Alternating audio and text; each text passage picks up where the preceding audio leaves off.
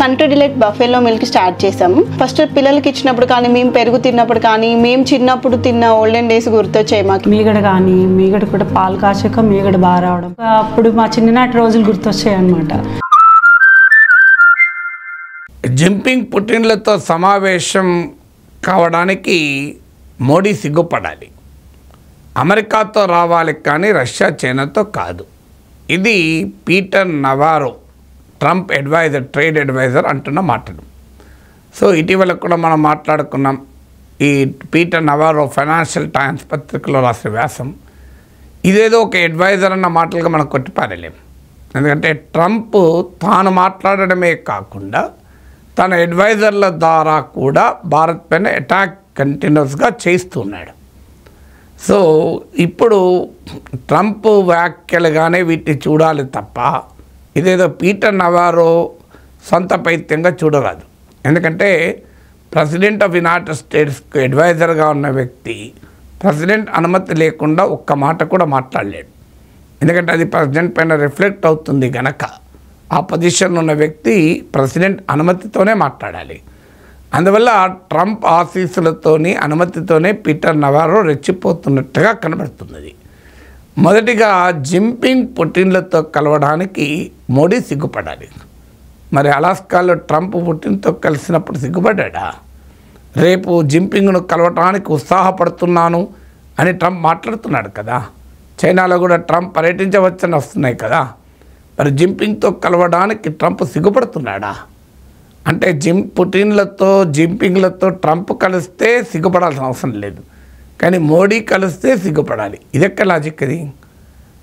అయినా అసీం మునీర్ను కలిస్తే అది హానర్ అనుకున్న వ్యక్తి మాకు పాఠాలు చెప్పడం ఏంటి? మా ప్రైమ్ మినిస్టర్కు అసీం మునీర్ ఎవరు? పహల్గామ్లో అమాయకులు, ఏ రకంగా సంబంధం లేని సామాన్యులను మతం పేరిట ఊచకోత కోసిన, రక్తంతో చేతులు తడిసిన వ్యక్తి అసీం మునీర్. విద్వేషము ఒంటి నిండా నింపుకున్న వ్యక్తి అసీం మునీర్. అమెరికా గడ్డపై నుంచి అణుబాంబులతో ప్రపంచం సగాన్ని నాశనం చేస్తామన్న ఉన్మాది. అలాంటి అసీం మునీర్తో కలవడం హానరట. ఇది ట్రంప్ చెప్పిందే కదా. I'm honoured to meet Asim Munir అన్నారు. సో మీకు అసీం మునీర్తో కలిస్తే మీకు సిగ్గుపడడం పక్క పెట్టు, అది గౌరవంగా భావిస్తారు. సో ప్రపంచంలో మీరు ఆ భయంకరమైన తీవ్రవాదుల్ని కూడా కౌగలించుకుంటారు. నిన్నటిదాకా సిరియా ప్రెసిడెంట్ను ఏమన్నది అమెరికా? ₹1 రివార్డ్ ప్రకటించింది. ఆయనను కౌగలించుకొని టెరిఫిక్ గాయ్ అంటూ ట్రంప్ పొగిడాడే. మరి నిన్నటిదాకా అల్ఖైదా తీవ్రవాదిని మీరే చెప్పిన వ్యక్తితో కరచాలనం చేసి కౌగలించుకున్నప్పుడు మీకు సిగ్గనిపించలేదా? సో మీకు ఎవరిని చూసి మీరు సిగ్గుపడుతున్నారు కనుక. అందువల్ల Modi, Jinping is the president of China, Putin is the president of Russia. India cannot decide who should be the president of China, who should be president of Russia. అది ఆ దేశాల ప్రజలు నిర్ణయిస్తారు. అందువల్ల ఆ దేశాల అధ్యక్షులతో కలవడం షేమ్ ఎలా అవుతుంది? ఒక దేశాధ్యక్షులు హోదాను ఒక సైన్యాధిపతికి ఇచ్చినప్పుడు సిగ్గుపడని వాళ్ళు మాకు దేనికి సిగ్గుపడాలో చెప్తే ఎట్లా? ఇక మీరు రష్యాతో ఉండకూడదు, అమెరికాతో ఉండాలి. మనం అమెరికాతోనే ఉన్నాం 30 ఏళ్ళుగా. కోల్డ్ వార్ పీరియడ్ తర్వాత భారత విదేశాంగ విధానంలో బీజేపీ ప్రభుత్వం ఉన్నా, కాంగ్రెస్ ప్రభుత్వం ఉన్నా వైఖరి ఒకటే. మనం ప్రో అమెరికా టిల్ట్ తీసుకున్నాం. అలీనోద్యమాన్ని దాదాపు డిజోన్ చేసుకున్నాం. ఎక్కడన్నా మీరు అలీనోద్యమ సభలు జరుగుతున్నాయా?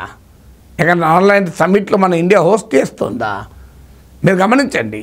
అందువల్ల పోస్ట్ కోల్డ్ వార్ పీరియడ్ నుంచే 90s నుంచే ఇండియా క్లియర్గా ప్రో యూఎస్ టిల్ట్ తీసుకుంది.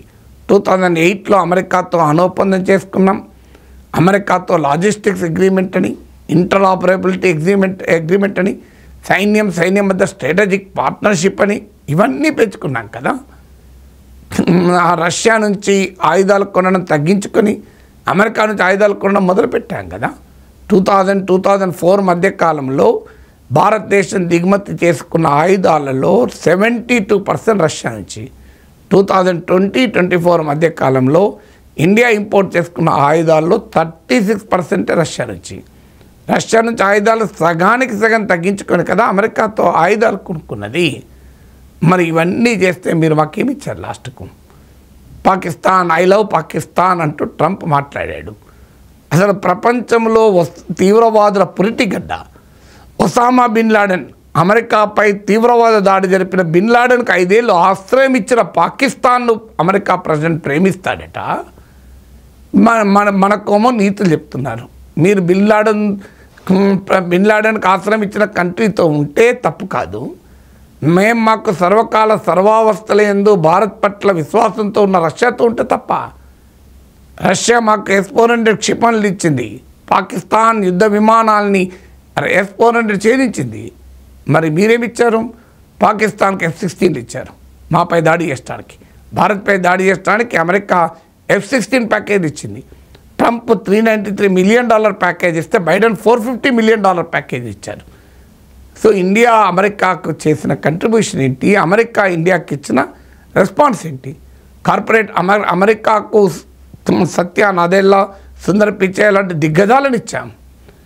ఇలా Indian American community the most proud and patriotic community కదా. కానీ మీరు ట్రంప్ విదేశాంగ విధానం ఎటువైపు ఉంది? అందువల్ల రష్యాతో ఉండాలా, అమెరికాతో ఉండాలా అంటే ఇవి మ్యూచువల్లీ ఎక్స్క్లూజివ్ కాదు. అందుకే మా ప్రధానమంత్రి క్లియర్గా చెప్పాడు, India China relations should not be seen from the third country అని. అంటే అమెరికాకు శత్రువు అయితే ఇండియాకు శత్రువు కావాలని రూల్ ఏం లేదు. ఆ మాట కలిస్తే భారత్ శత్రువైన పాకిస్తాన్ మీకు మంచి మిత్రుడు కదా. మరి పాకిస్తాన్ ఏ వైఖరి తీసుకుంది?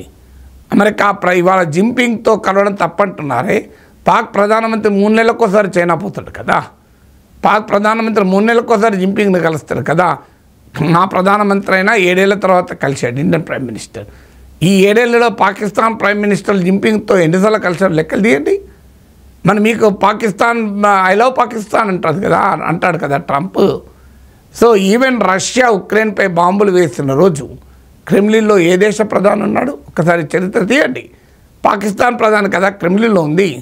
మరి ఆ పాకిస్తాన్ ఐ లవ్ పాకిస్తాన్ మీరు అని అంటారు కదా. అందువల్ల ఇలా రష్యా నుంచి ఎనర్జీ కొంటున్నది ఎవరు? ఇండియా కొంటుందా? ఇదే పీటర్ నవారో మాకు రష్యా యురేనియం తప్పనిసరి అన్నాడే. అంటే మీరు యురేనియం కొంటే మీరు సిగ్గుపడాల్సిన అవసరం లేదు. మీరు అలాస్కాలో షేక్ హ్యాండ్లు ఇచ్చుకుంటే సిగ్గుపడాల్సిన అవసరం లేదు. మీరు పుటిన్కు రెడ్ కార్పెట్ వెల్కమ్ ఇచ్చినా అభ్యంతరం లేదు. ఆఖరికి ఉక్రెయిన్ వార్ పైన రష్యాను ఖండిస్తూ యూరోపియన్ యూనియన్ తీర్మానం ప్రవేశపెడితే యునైటెడ్ నేషన్స్లో అమెరికా అధ్యక్షుడు ట్రంప్ అమెరికాను ఎటువైపు ఓటేయించాడు? పుటిన్కు అనుకూలంగా ఓటేయించాడు. భారతదేశం కనీసం అబ్స్టైన్ అయింది, మన ఓటింగ్లో పాల్గొనలేదు. కానీ ఉక్రెయిన్ యుద్ధంలో రష్యాను సపోర్ట్ చేస్తూ యునైటెడ్ నేషన్లో అమెరికా ఓటు వేసింది. మరి అప్పుడు ఎక్కడ పోయింది ఈ సిగ్గుపడాలి? నియంత్రణలు కలుస్తారు, ఇదే పీటర్ నవారో జిన్పింగు పుటిన్ లాంటి నియంత్రణలు కలుస్తున్నాడు అని అన్నారు. సో ఎక్కడ పోయింది మరి ఇదంతా?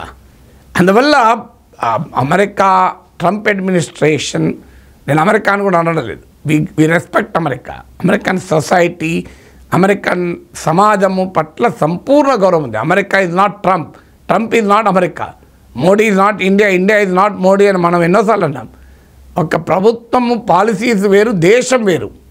అందువల్ల ఇవాళ పాలసీస్తో పేచి ఉండవచ్చు, ట్రంప్తో పేచి ఉండవచ్చు ఇండియాకు, కానీ అమెరికాతో పేచి లేదు. We love America, we respect America, we're partners with America. కానీ నీతో మైత్రి కండిషన్స్ షరతులు వర్తిస్తాయంటే కలవదు. ఇండియా ఇది 200 ఏళ్ల పాటు బ్రిటిష్ వలసవాద పాలనకు వ్యతిరేకంగా పోరాడిన భూమి ఇది.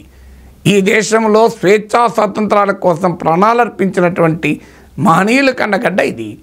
అందువల్ల ఇలా అమెరికాను ప్రేమిస్తాం, అమెరికాను గౌరవిస్తాం. కానీ ట్రంప్ ముందు మోకరిల్లాలి అంటే అది సాధ్యమే కాదు. మీరు ఎవరితో ఫ్రెండ్షిప్ చేయాలంటే వాళ్ళతో ఫ్రెండ్షిప్ చేయాలి, మీరు ఎవరితో కటీఫ్ చేసుకోవాలంటే వాళ్ళతో కటీఫ్ చేసుకోవాలి. అందువల్ల నియంతలను కలవడం పైన అమెరికా నీతులు చెప్తే ఎట్లా? ఇలా ప్రపంచంలో నియంతలందరూ అమెరికాకు మిత్ర దేశాలే కదా.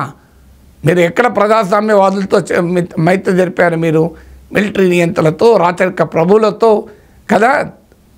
అమెరికా విదేశాంగ విధానాన్ని ఒక్కసారి చూడండి. అందువల్ల Modi is an Indian elected prime minister. ఇలా రష్యాతో మైత్రి మోడీని నేను కాదు, రష్యాతో మైత్రి is the complete resolve of 140 crore Indians. మీరు అందుకే నిన్న పుటిన్ కూడా చైనాలో అదే అన్నాడు, ఇండియా రష్యా ఫ్రెండ్షిప్ అనేది పార్టీలకు అతీతమైంది అని. ఒకసారి గుర్తు తెచ్చుకోండి, సోవియట్ కాలం నుంచి ఇప్పటి వరకు 1947 నుంచి ఇండియా రష్యా ఫ్రెండ్స్. ఈ 78 ఏళ్ళు 78 ఇయర్స్ నుంచి ఎన్ని పార్టీలు మారాయి దేశంలో? కానీ రష్యాతో మైత్రి ఏమైనా చేంజ్ అయిందా? ఇంకా గుర్తుపెట్టుకోవాలి, పీటర్ నవారో 1971లో పాకిస్తాన్కు మద్దతుగా భారత్ పైన దాడి చేస్తానికి 7th ఫ్లీట్ 7వ నౌకాదళం అంటాడు. అంటే యుద్ధ విమానాలతో కూడిన వార్షిప్ను మీరు హిందూ మహాసముద్రంలోకి దించితే ఇండియాకు అండగా వచ్చింది ఎవరు? ఆనాటి సోవియట్ యూనియన్ కాదా? అందువల్ల ఇండియా రష్యా ఫ్రెండ్షిప్కి ఒక హిస్టరీ ఉంది, ఒక ట్రస్ట్ ఉంది. ఇలా రోజుకో మాట మాట్లాడే స్వభావం కాదు అది. India Russia relations are based on mutual respect, mutual trust and historical relationship. అనుబంధాలు చారిత్రకంగా నిర్మించబడాలి తప్ప క్షణికంగా ఉండవు. సో ఇవాళ పొద్దున ఫ్రెండ్, మధ్యాహ్నం శత్రువు, రాత్రి ఫ్రెండ్ అనే సిద్ధాంతం కాదు ఇండియా రష్యా ఫ్రెండ్షిప్. అందువల్ల absolutely uncalled for comments by Trump advisor Peter Navarro.